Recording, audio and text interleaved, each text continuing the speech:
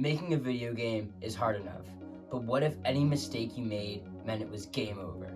Ladies and gentlemen, I present to you Game Development Hardcore Mode. The rules to this challenge are pretty straightforward. You start out with 3 lives, and every time an error shows up in the console, you lose one. If you lose all 3 lives, you fail the challenge, but if you finish the game, you win. Now usually, making a small game jam sized game like this one, I'd start out by jumping straight into the programming. But knowing myself, I'd totally lose all my lives before I got finished with player movement. And I'm not trying to make a 30-second video, so I started with making some of the artwork. Because it's wintertime, the game will obviously be winter themed. In the game, you play as a snowman trying to survive against a bunch of children who got coal for Christmas. Now these children, you see, they got coal for Christmas for a reason. That being that they're evil. So they'll run at you with lighters and Molotovs just to watch you melt. Using the power of snowballs, you'll be able to defeat the army of children. These sprites, particularly the children's sprites, can be summed up with one word: yikes. You see, I'm not as known for making art as I am for my good looks, my front flips, and my bad spelling. But anyways, now it's time to get these into Unity. Now right now, we just have a snowman. And I know I'd have fun just staring at it, contemplating all my life decisions that led me to this exact moment. But I don't think others would. So let's get it moving. And there's no way to do this that suits the hardcore run that doesn't involve programming. But before we begin, now seems like a great time to tell you guys another rule to this challenge. So usually in Unity, you write your code in an IDE called Visual Studio. Now this is very helpful because Visual Studio has something called IntelliSense, which basically highlights any syntax errors you're making and gives you suggestions on what to write next. But oh no. This doesn't suit the hardcore challenge in the slightest, which is why all code written for the game must be written in Microsoft Notepad. Now, as past Will is programming away, I wanted to take this opportunity to tell you guys what I'm actually counting as an error. So basically, anything red that shows up in the debug console when I compile the code or run the game is an error. And these typically come from the computer not being able to understand what I'm telling it to do. It's like you're talking with somebody who doesn't really speak English very well, and you don't know what they're saying, but you smile, nod, and pretend you do. What I'm not counting as an error is any kind of bug I get. Meaning, the computer did exactly what I told it to do, I just didn't want it doing that. It's like asking somebody for a hand, and they open up a freezer next to them, and take out a severed hand and give it to you. Okay, it looks like I'm wrapping up, so let's get this code compiled to make sure there are no errors. Now, this is literally the first time I coded anything for this project, so it would be pretty embarrassing, let alone depressing, if I got an error on the first time. So let's open up Unity and... Okay, so we have an error. Now that's not good. Literally the first time I wrote something, it's wrong. So along with taking away a life, this basically just took away any self-confidence that I still had. If you're curious on what the error was, I assigned rb.velocity, which is a vector 2, to a float, which should have gone into the x component of the vector 2. And the correct code looks like this. Now let's actually play this to make sure it works as expected. Perfect. Now we need to jump back into Notepad to make sure the player's sprite will flip when he's walking on the ground, because everybody knows snowmans can't moonwalk.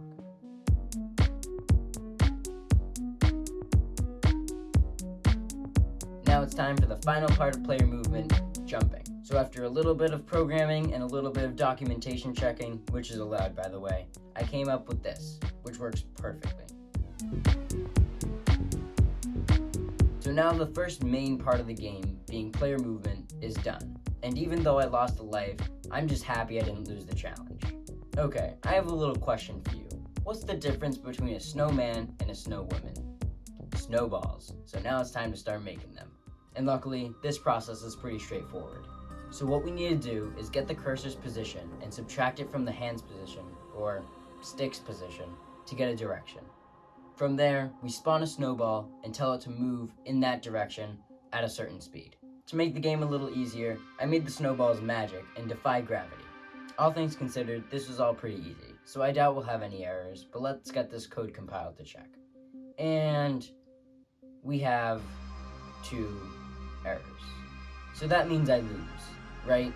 Well, actually, I haven't told you guys about secret rule number 6, which states that anytime code is compiled or ran, a maximum of 1 life can be taken away.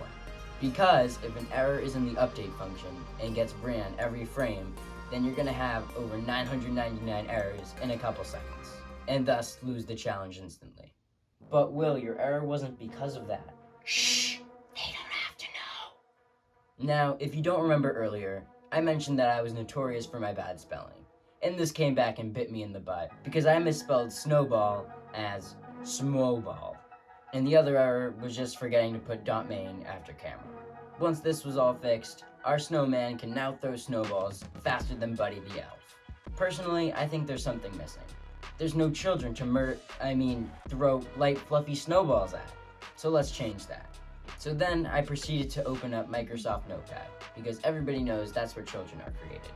Upon finishing and compiling the code in Unity, there were no errors, but the child appears to be flying around. Then I realized I must have just coded Jesus. Oh, and also, I made a background. A little while later, I made our little arson able to walk. So now he just slides towards you and tries to burn you alive. Right now, throwing the snowballs at the children isn't really all that fun.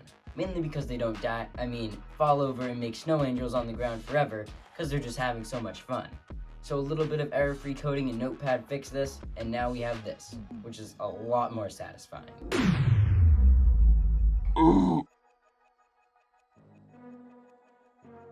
Now, another thing that would make the game a lot more fun is if these children came in mobs. So I coded a child spawner script in Notepad, which basically just makes an infinite amount of children.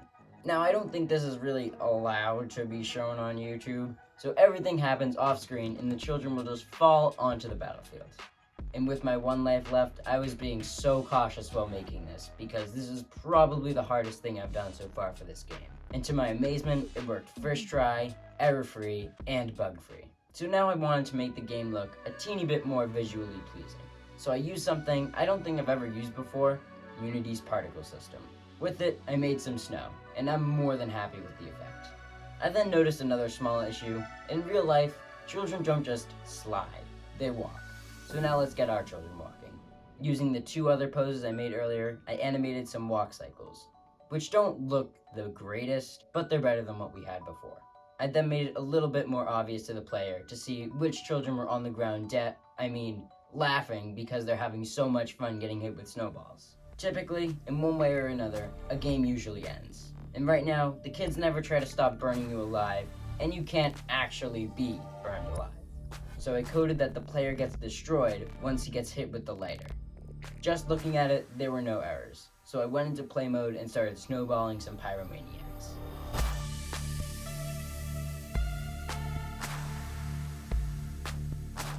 I got so many of them, but they just kept on coming. And eventually, and then I saw it. So that means I've officially lost all my lives and thus failed the challenge.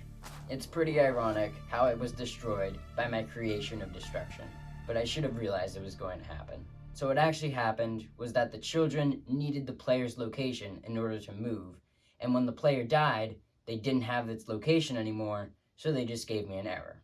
Even though this challenge was fairly tedious, I had a lot of fun doing it, and I hope you had a lot of fun watching it. And if you did, please consider subscribing and turning on notifications so you'll never miss an upload. If you want more, you can click right here to watch me start making my 3D puzzle game, or right here to see what YouTube thinks is the best video for you to watch.